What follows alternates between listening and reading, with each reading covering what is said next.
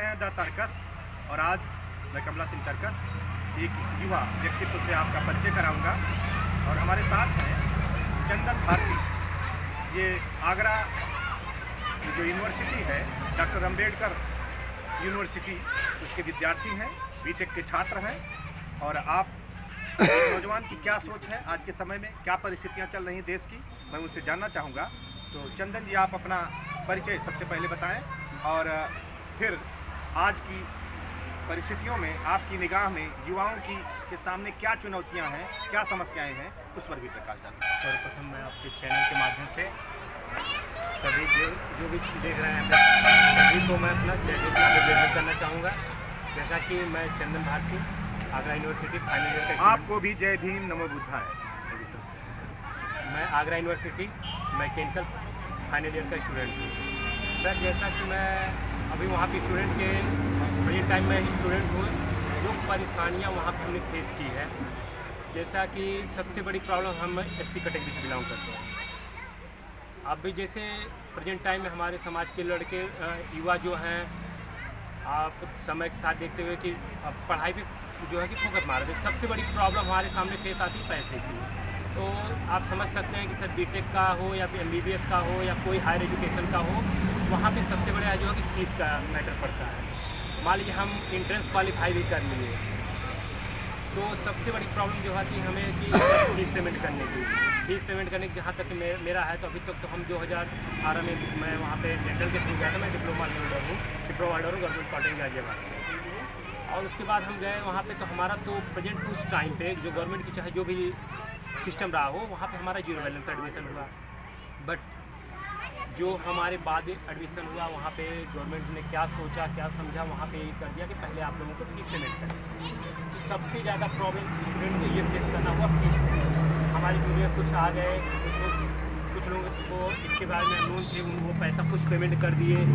और इसके पर्पज को लेकर हमने अपने यूनिवर्सिटी के जो हमारे डायरेक्टर साहब हैं, मैंने उनसे भी बात की। और मैंने जो SC/ST आयोग के अध्यक्ष हैं इस समय रामाशंकर कठेरिया, वो हमारे यूनिवर्सिटी के जो हमारा वहाँ पे प्रवक्ता भी हैं।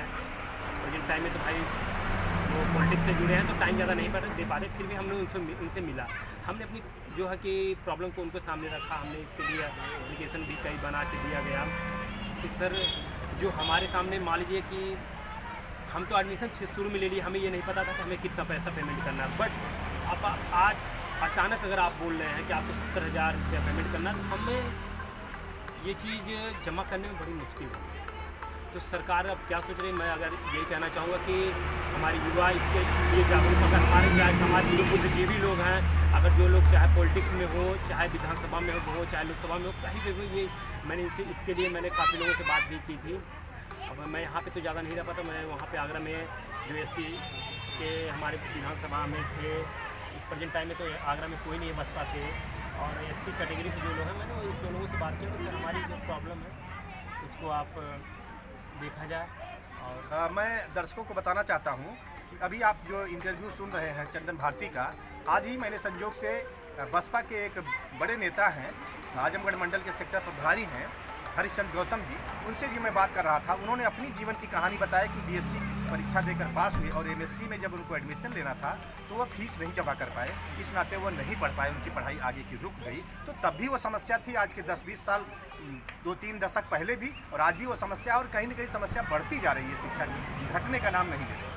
तो ये हमारे नौजवानों की हालत है और इसको लेकर के एक चिंताजनक स्थिति है। आप अपने और नौजवान साथियों से क्या कहना चाहेंगे, पढ़ाई लिखाई शिक्षा को कैसे मजबूत किया जाए? मैं तो पहले सर्वप्रथम ये कहना चाहूँगा अपने भाइयों से कि भाई आप लोग शिक्षा को जोड़ दें, अपना जो है कि स्टडी पे कंसंट्रेशन बना के, जो है कि एक हमारा यही शास्त्र है एक हमारा, और इसके अलावा हमारे पास कोई साधन नहीं है। और रही बात हमारे पास जो है धन की कमी हमारे पास है। शासन प्रशासन धन धरती धर्म 5 चीज़ों में हमारे पास कुछ भी नहीं है। शिक्षा ही हमारे पास सबसे बड़ा अस्त्र शस्त्र जो भी माने हम, और हमें इसी को अपने आप को मजबूत। आप समाज से, सरकार से, मुख्यमंत्री से या प्रधानमंत्री से, अपने प्रशासन से क्या कहना चाहेंगे इस संदर्भ में? इसमें तो जो भी सरकार से यही कहना चाहेंगे, सर्वप्रथम जो हमारे युवा में है, थोड़ा आवाज़ तेज। युवा में है सर, सर्वप्रथम कानून व्यवस्था जो है कि सरकार से ये है कि कानून व्यवस्था पर फोकस मारा जाए और युवाओं को सोच बदलनी चाहिए। हमारे युवा जो हमारे भाई हैं उनको सोच बदलनी चाहिए। हमारी बहन बेटियाँ मार्केट में कॉलेज स्कूल जा रही हैं, इस पर हमें सोच बदलनी चाहिए। और अपने जो है शिक्षा को लेकर के आप क्या शिक्षा कहना को ये चाहेंगे? है कि शिक्षा को लेके ये है कि हमारे पास यही एक मेन साधन है। इस पे हमें जो है कि अपनी मजबूती के साथ हमें किसी बहकाव में नहीं आके हमें अपने जो है कि पूरा ध्यान देना हमें शिक्षा नहीं, नौजवानों को ध्यान देना चाहिए, लेकिन जब पैसे के अभाव में उनका प्रवेश नहीं हो पा रहा है तो हमारे सभी बच्चे इस देश के धन हैं, संसाधन हैं, उनको विकसित करने के लिए जब तक सरकार और समाज दोनों हमारे प्रति सचेत नहीं होगा, हमको अवसर नहीं मिलेगा, तो हम अपनी प्रतिभा को देश हित में कैसे लगा पाएंगे? तो ये एक बड़ा सवाल है। सरकार से ये कहना चाहेंगे, अगर जो प्रतिभाशाली छात्र हैं किसी भी वर्ग के हों, अगर वो पैसे के अभाव में अगर उनकी शिक्षा रुक रही है तो सरकार को इसके बारे में सोचना चाहिए। और जो भी हमारे प्रतिनिधि हैं उनको भी इसके बारे में सोचना चाहिए। सरकार को इसके लिए कोई अपना जो है कानून या जो भी कुछ करे सरकार करे कि शिक्षा के जो हमारा है पैसे के अभाव में किसी का शिक्षा नहीं रुकना चाहिए, चाहे किसी भी वर्ग का। धन के अभाव में किसी की शिक्षा न रुकने पाए, ये हमारे देश के सामने एक बड़ी चुनौती है। और इस चुनौती का सामना करने के लिए समाज को, सरकार को, दोनों को सामने आना होगा और युवाओं को संगठित होना होगा और जनता को भी यह दबाव बनाना होगा कि हमारी सारी प्रतिभाएं अपने अंदर छिपी हुई उस प्रतिभा को बाहर ला करके लोक हित में, देश हित में काम कर सकें, मानवता के हित में काम कर सकें। ये जिम्मेदारी समाज की बनती है और ये प्राथमिकता होनी चाहिए, पहला मुद्दा होना चाहिए हमारे देश के सामने। और हर गांव में मैं तो कहता हूँ कि डिजिटल लाइब्रेरी की व्यवस्था होनी चाहिए कि हमारे बच्चे जो दिल्ली, लखनऊ, इलाहाबाद कहीं जाके पढ़ते हैं वह घर पर भी पढ़ करके, अगर ये हमारे जननेताओं ने, हमारे प्रशासनिक अधिकारियों ने, हमारे ग्राम स्तर के जनप्रतिनिधियों ने अगर इस चीज़ को ध्यान दिया तो हमारा देश निश्चित तौर से आगे बढ़ सकता है। अन्यथा शिक्षा के क्षेत्र में अभी भी हमारी सरकारें जो बजट दे रही हैं, जो कोशिश कर रही हैं, वह नाकाफ़ी है, बहुत कम है। बहुत बहुत धन्यवाद, आपने युवाओं की पीड़ा को प्रकट किया। मैं अपने दर्शकों से चाहूँगा कि इन चीज़ों को संज्ञान मिले। धन्यवाद।